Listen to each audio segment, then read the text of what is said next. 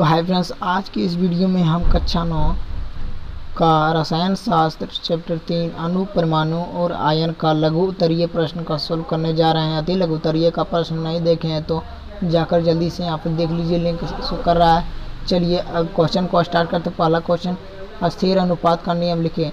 यानी पदार्थ का जो निश्चित अनुपात का नियम उसको लिखना है। किसी रासायनिक यौगिक के सभी शुद्ध नमूनों में एक ही प्रकार के तत्व भार के विचार से हमेशा एक निश्चित अनुपात में रहता है। इसने किसने कहा था, निश्चित अनुपात का नियम दिया था? तो प्राउस्ट ने दिए थे।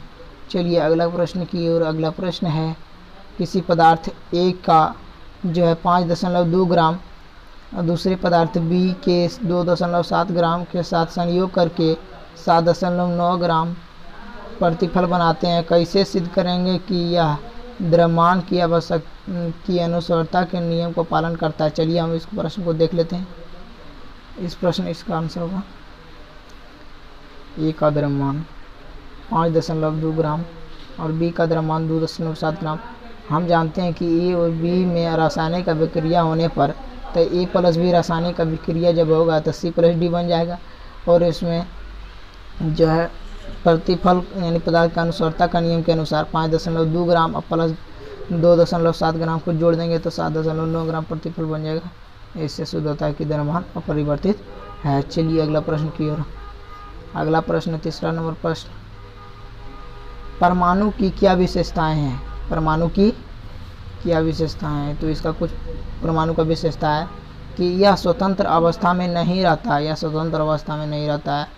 और दूसरा, यह रासायनिक अभिक्रिया में भाग लेता है, रासायनिक अभिक्रिया में भाग लेता है। चलिए तीसरा प्रश्न, परमाणु के संयोग से अणु बनता है। परमाणु के संयोग से अणु बनता है, यानी परमाणु को मिलकर जब है तो क्या बनता है? तो अणु। चलिए इसका और विशेषता, इसको 3 भागों में बांटा गया, इलेक्ट्रॉन, प्रोटॉन और न्यूट्रॉन। चलिए 3 नंबर प्रश्न की ओर देख लिए हम। चलिए 4 नंबर प्रश्न, किसी तत्व के संकेत से क्या सूचनाएं प्राप्त होती है? चलिए इसको देख लेते हैं। तत्व के संकेत से तत्व का पूरा नाम पता चलता है, जैसे हाइड्रोजन का H, नाइट्रोजन के N, ऑक्सीजन का O, इस तरह। यह तत्व के एक परमाणु को व्यक्त करता है, तत्व के एक परमाणु को व्यक्त करता है। यह किसी विशेष तत्व का निरूपण करता है, जैसे हाइड्रोजन एक विशेष तत्व है, यह ज्वलनशील गैस है। चलिए अगला प्रश्न, सापेक्ष परमाणु द्रव्यमान की व्याख्या करें। सापेक्ष परमाणु द्रव्यमान, किसी तत्व का परमाणु द्रव्यमान एक संख्या है जो बताती है कि उस तत्व के परमाणु का द्रव्यमान कार्बन 12 के तत्व के जो कार्बन 12 परमाणु द्रव्यमान के 12वें भाग से कितना गुना अधिक है। और इसका जो है सापेक्ष परमाणु द्रव्यमान निकालना रहता है तो हम लोग लिखेंगे तत्व के एक परमाणु द्रव्यमान ऊपर में आपटा 1/12 गुना कार्बन 12 का परमाणु द्रव्यमान लिख देंगे तो जो है सापेक्ष परमाणु द्रव्यमान निकल जाएगा।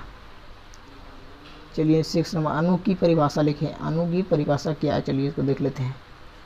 पदार्थ का वह सूक्ष्मतम कण जो स्वतंत्र रहता है लेकिन रासायनिक अभिक्रिया में भाग नहीं लेता है उसे अणु कहते हैं।